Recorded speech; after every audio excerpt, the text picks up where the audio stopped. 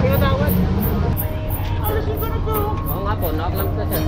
Yun dahil pagdadating namin, tsaka niya lang ho aalisin. Alam yung bawal na bawal tayo dito. Hindi natin sabay alis. Kami niya dapat inayusin na.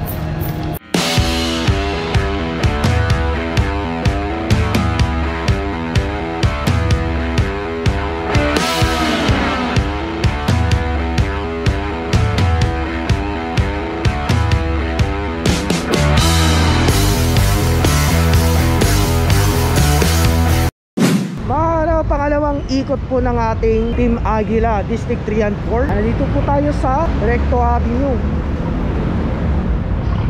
X-Trail. Bangketa po yung pinardaan, 001. And kung makikita nyo po, nilitratuhan, wala pong tao sa harap at likod. Oras po natin, alas 11:23 po ng umaga. Yung isa po, kung makikita nyo, yung Everest, ligtas po siya dahil nandun po siya pinakasagad sa gilid. Kita nyo naman po yung space. Pero yung sa isang Montero Sport at saka itong isang sasakyan na nalagyan na unang-una, nalagyan po ng clamp dahil nandito po, malapit po sa kalsada. Ang binibigay po ng ating team na consideration is 2 to 3 meters away sa kalsada. Ito, kung makikita nyo po, pasok na pasok.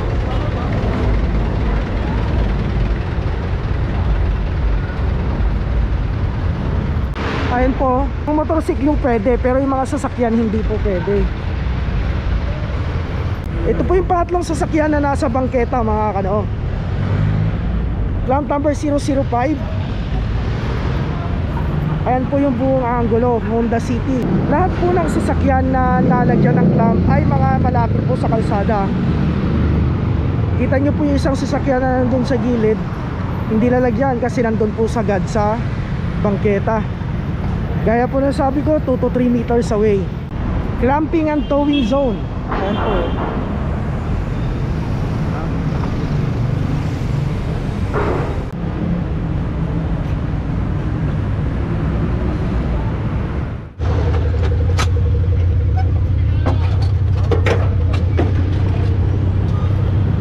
Double parking. Kung makikita nyo mga kano, yung tatlong sasakyan na sagad po doon sa dulo, sa gilid, hindi po malalagyan ng clamp. For consideration, gaya po na sinasabi ko, 2 to 3 meters away, pasok po sila sa yellow na linya. Maliban po dito sa kulay pula, double parking. Ito po yung ayaw ng team, yung double park. Clamp number 002, isang Toyota Vios.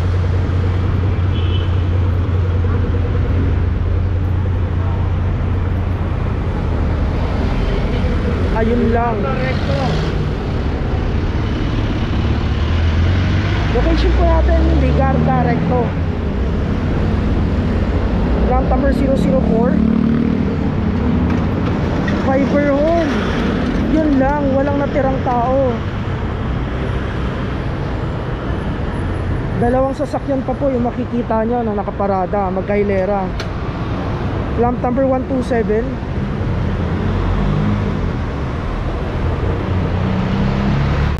Ganap na oras po natin, alas 11:30 na po ng umaga.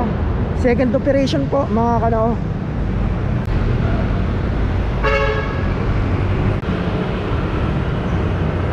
Let's go. Ay mga kanao, panibagong location po natin. Nandito tayo sa Santol Street. Unang nalagyan, clamp number 127. Pangalawa po yung isang Toyota na green. Tapat po tayo ng Edward Teng, Santol Street po, Sosiego. Okay, may tao po yata yung kulay itim na sasakyan. May tumao naman. So bali dalawang sasakyan po mga kano. Itong isang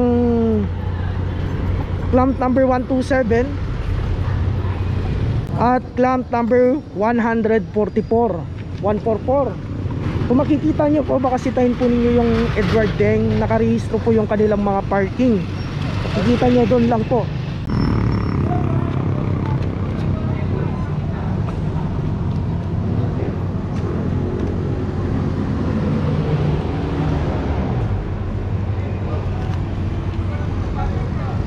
Ayan, kasado na po, clamp number 144, yung notice.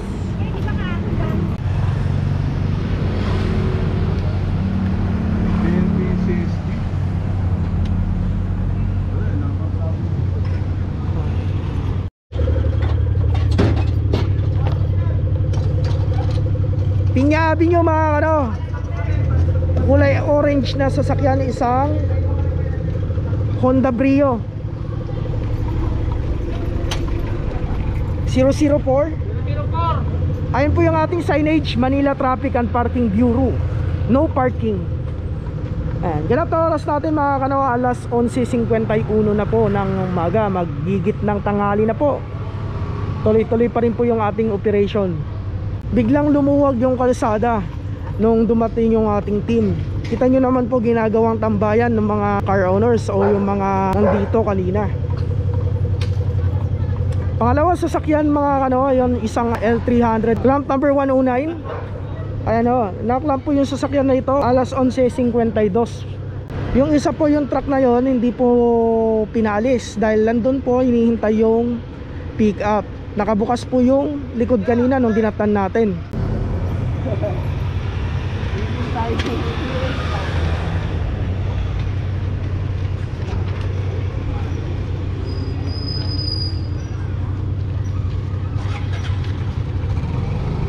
Bali dalawang sasakyan po yun nalagyan ng clamp dito. Siya rin yata yung nakaraan ah. Oh, parang siya nga yung nakaraan. Kita nyo naman po nasa gitna na yung space sa bangketa. Ito po yung bangketa natin. Ito po yung sasakyan. May signage po tayo doon, no parking. Kaya lang tayo, paalis na po. Oras po natin alas 12 Gs.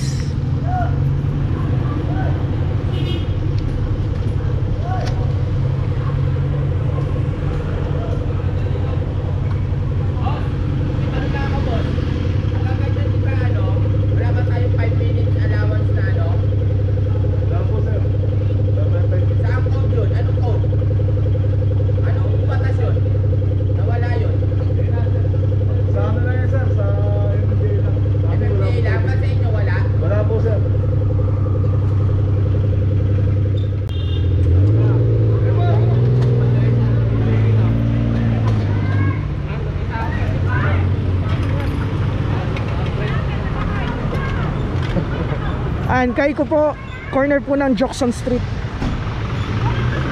Itong Nissan lang po yung nalagyan ng clamp mga kano. Yung isa po nakahabol naman.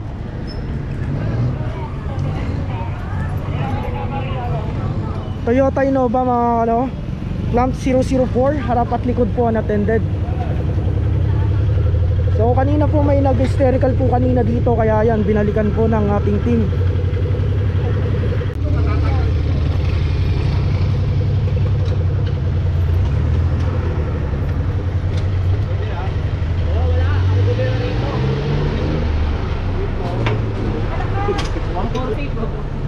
Clamp 146, harap at likod mga kano. Toyota Vios, corner po tayo ng Kaiko. G-Tucson to, no? G-Tucson sir.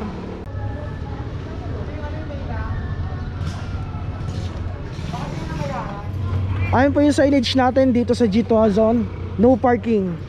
Chevrolet mga kano, 240. So ito yung huling naklamp dito sa G-Tucson Street mga kano. Alas 11:25 na po.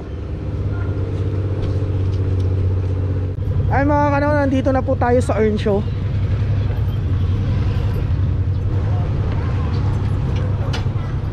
(113) Toyota Innova mga kano.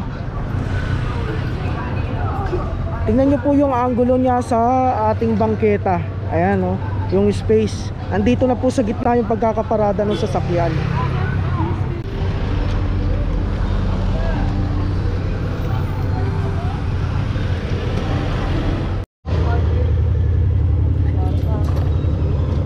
Earnshaw po tayo, barangay 458 zone 45. Clamp number 239, isang Hyundai Tucson mga ano.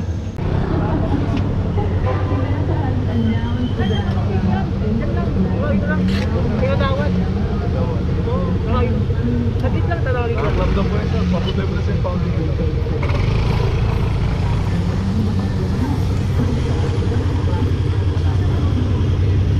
Pwede nang bayaran doon. Sa opisina po sa Central Market po. Andiyan po yung address. Pupunta pa ako doon? Opo. Kasi may resibo po yan, sir. Tandaan na. Resibo po. Di ba pwede bayaran? Oh, Joy. Bawal po, sir. May resibo po kasi yan. Makapataano po kami pag Saan sa Central Market? sa may Pugoso po. Lapit ng PCG. Alam po ata ng tricycle driver yan, sir. Central Market dito po. Sa may Tapos isa. tatanggalin na yun? May resibo po yan yung bibigay. Nandito na po tayo sa Pugoso Street, plant number 240. Alauna, 3 na po ng hapon, tinabutan natin tong sasakyan na Innova. Dito po mismo sa may central impounding mga ano. Ayun po, kung makikita natin yung signage po na yon, nandun po sa may poste sa taas. No parking clamping zone po ang nakalagay. Pero hindi po natin alam kung bakit ganito po yung mga car owner natin. Iniiwan po talaga malapit pa mismo sa no parking sign. Ayun na po.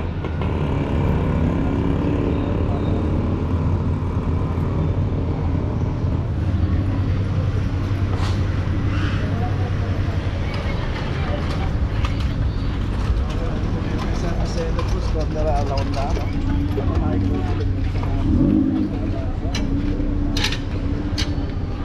113.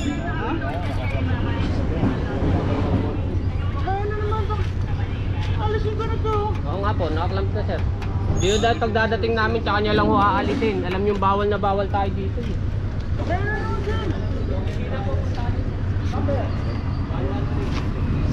Alright, so update ko kayo sa location natin, Vicente Cruz, corner Laon-Laan.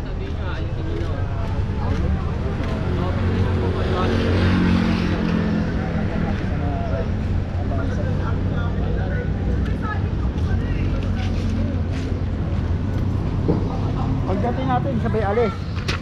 Kami dapat inalis na nila. Okay. So ayun po, nakita naman natin yung panig ng ating MTPB dahil tuwing darating po tayo dito sa Vicente Cruz, corner Laon-Laan, lagi na lang pong ganyan nagtatakbuhan yung mga kababayan natin. Pero dapat alam na po natin pag mga ganitong oras, alas 8 hanggang alas 5 po ng hapon, kailangan nakaayos po yung kanilang pagkakaparada. Ay mga ano, nandito na po tayo sa Florentino Street, corner po ng Vicente Cruz at De La Fuente. Ayan, kulay puting sasakyan po, nasa bangketa. Ayan, kung makikita po natin, clamp number 141, yung isang CRV po ay may tao, naka-hazard pa. Maliban po dito, unattended at talagang iniwan po sa bangketa. Ayan, pag mga ganitong klaseng pagkakaparada po talagang nilalagyan ng clamp ng ating team. Okay, sana na po kasado na po yung immobilization notice at saka yung ating clamp.